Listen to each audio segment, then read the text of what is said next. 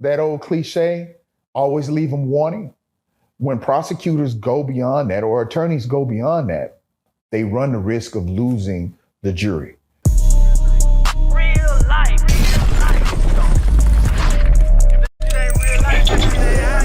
It ain't real life. Just say real life street stars. Know what time it is. Diddy gonna walk? I don't think so.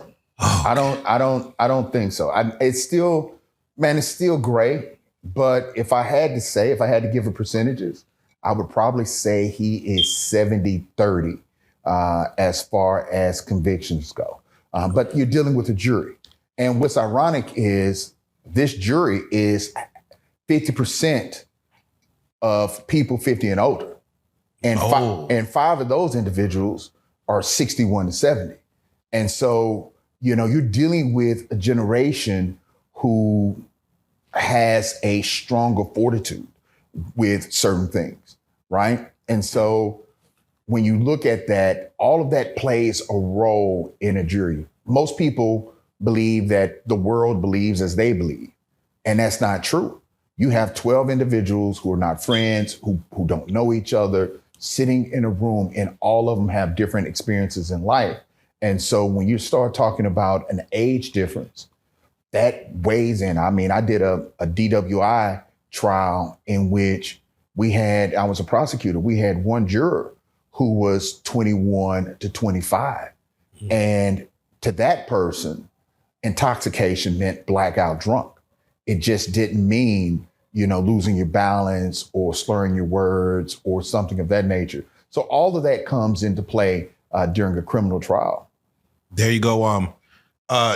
When it comes to juries, from your experience, a juror is like, for them to have brought out Cassie week one. Sometimes these trials be long. I'm looking at the YSL trial, how long that took, and I'm like, they just went ahead and killed that. But for them, do jurors have like fatigue when it comes to 2 months of a case that, so much information is presented, to where should they have brought out the big guns early, or should you wait till, it's almost the closing where you're like, all right, Cassie, we're going to bring you in towards the end and, bring this thing home? I think the prosecution at this point has done the case in a very good fashion. Cassie has really served as the basis for this tree. The other witnesses have basically been branches of this tree, because when you think about it, she spoke on the drugs. That's part of the RICO. She spoke on the hiring of male escorts or dancers, part of the RICO. She talked about the abuse. She talked about what she went through over a decade relationship and who saw what and who was involved, part of the RICO. She also laid the predicate for what the jury needed to see as far as a woman who was in love with someone, had positive feelings, but at the same time, those positive feelings being used and against them to make them do things that was against their will.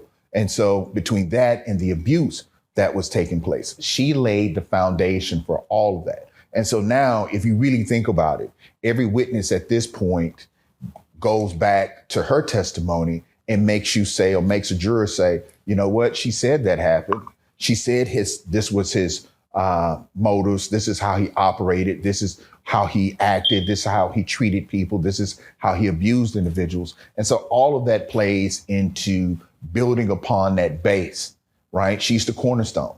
She's building upon that base to build this house, this jailhouse, to put Puffy in. No pun intended. What does crumbling look like? Like getting in front of the stand and speaking. What is it? Stuttering? Is it losing your composure? Yelling? Argumentative? Like what does crumbling look like when they expect you to go up there and be, all right, knock it out the park? It's all of the above. It's all of the above. I mean, it is sitting up there saying, I don't know. Well, in your statement, you said, well, do you stand by it?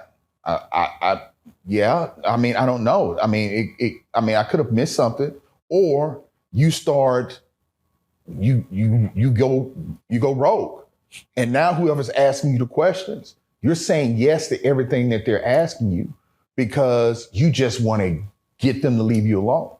And so, depending on in his behavior, it's such, and when you're dealing with type A personalities and people who have been catered to and have, I like to call it godlike mentality, right? Like I can make you, break you.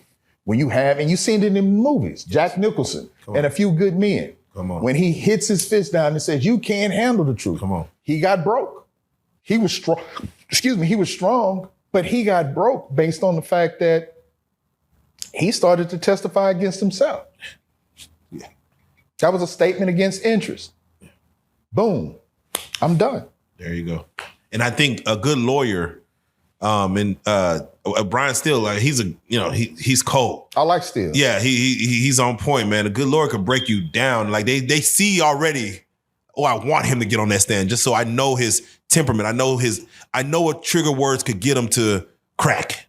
And but his cross of Mia is going to be and just taking from people who were in the room. Yeah. His cross of Mia was supposedly very strong. And so you really need to balance how you come across with the jury. Remember, they didn't cross mom. correct. And so, especially dealing with women who are on the jury. And I'm not saying that to be sexist, but even some of my comments on here, even though they're just playing out flat, straightforward legal analysis, because I didn't say certain things or because I didn't lean a certain kind of way in my response to the question, it was taken wrong. And so you can have the same thing happen when you have a man crossing a victim. It could come off wrong if he's too strong. And they said he leaned in pretty hard, especially when dealing with her videos or her scrapbook and pictures and notes of her giving Sean Combs accolades and saying that I love you. So, and he kept leaning into, but this is the man who raped you. That is facts. Let me ask you, who would you say in your just watching high profile cases, do you remember a lawyer just putting on just a prosecutor on the prosecution team, just putting on a show, like just did an amazing job that you have to applaud? Is there any cases that you can maybe gear our audience to maybe go back and watch some court TV or something?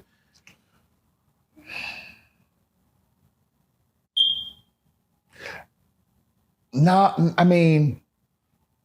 really. Nothing stands out. Nothing really stands out. I mean, I will tell you that there are some prosecutors in the DA's office here in Dallas and a couple that I've seen in Houston that are deadly, right? Their demeanor is very straightforward, but at the same time, not cold and calculating. And they'll ask questions and they won't ask for too much. And that's the thing, right? If you're a prosecutor, what we tend to do, and we see it when we see pastors. You ever seen a pastor and the crowd is clapping and people are falling out and crying, and instead of closing it down, they go another 30 minutes, and now people are sitting in church like this. Man, And they've lost interest. They've spent their energy, and you hit that high note, but yet you went back for more. And so that old cliche, always leave them wanting.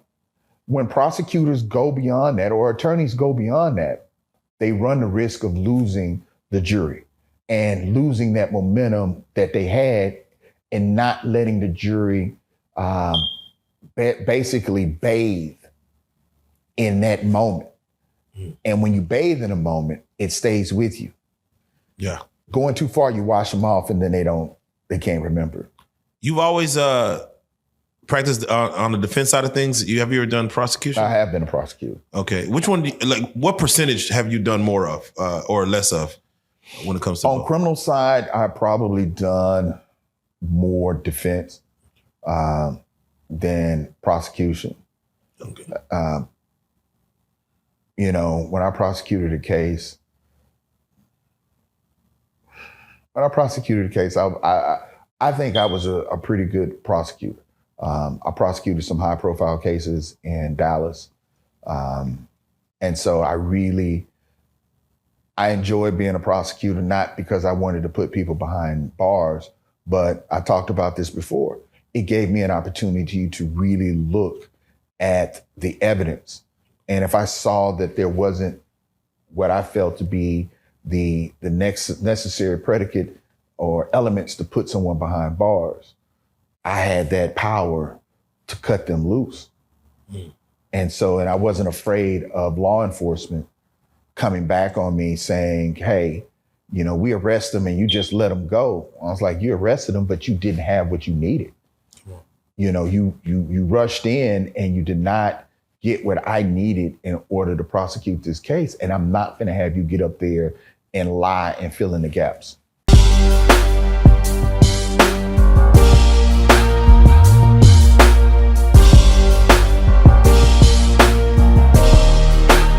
Shout out RealLyfe Street Starz, nigga. Move it. Hey.